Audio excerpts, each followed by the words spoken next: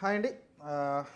చెన్నై అయితే ఎట్టకేలకైతే వరుస ఓటముల తర్వాత 5 ఓటముల తర్వాత అయితే మ్యాచ్ అయితే గెలిచింది. అందులోనూ స్పెషల్‌గా ధోని అయితే ఫినిష్ చేశాడు. 11 బాల్‌లో 26 పరుగులు చేశాడు. ఎక్స్ట్రార్డినరీగా నాక్ ఆడడంతోటైతే మంచి 230 పైనే స్ట్రైక్ రేట్‌తో ఆడడం చూసాం మనమైతే.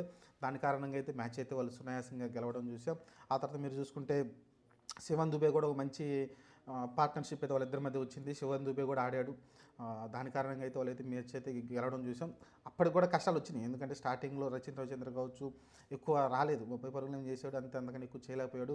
ఆ తర్వాత మిగతా వాళ్ళు కూడా జడేజా కూడా అప్ ది ఆర్డర్ పంపించారు. అశ్విన్ పక్కన పెట్టారు. కొన్ని మార్పులు అయితే చేసుకొని వచ్చారు. మళ్ళీ సేమ్ రాహుల్ త్రిపాఠి అయితే చాలా అతనికి ఛాన్సులు చాలా ఇస్తున్నారు కానీ ఉపయోగించుకోలేకపోతున్నాడు మన తెలుగు కుర్రాడు. సో బ్యాడ్ అది. దాన్ని మించి వదిలేస్తే ధోని అయితే ఫినిషింగ్ టచ్ ఇచ్చాడండి. ధోని అయితే గెలిపించాడు చెన్నైని అయితే. వరుస ఓటమి నుంచి బయటపడేశాడు. ఓ పక్కన మీరు ధోని కీపర్‌గా అతను ఇంతకుముందు మ్యాచ్‌లు ఆడుతున్నప్పటికీ మ్యాచ్‌లు అయితే గెలవట్లేదు. ఎందుకంటే ఫినిషర్‌గా వస్తున్నాడు కానీ ఆ టైంకే మ్యాచ్ అయిపోతుంది కాబట్టి అతను ఎంత బాగా ఆడినా సరే మ్యాచ్‌లు అయితే గెలవట్లేదు.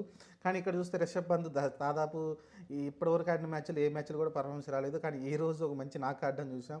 కానీ ఆ నాక్ వల్ల ఆ మ్యాచ్ అయితే ఓడిపోవడం చూసాం. ఎల్ఎస్జీ తన సొంత గడ్డపైన అయితే ఓడిపోయింది. ఓవరాల్ చూసుకుంటే మ్యాచ్ అయితే చాలా ఉత్కంఠ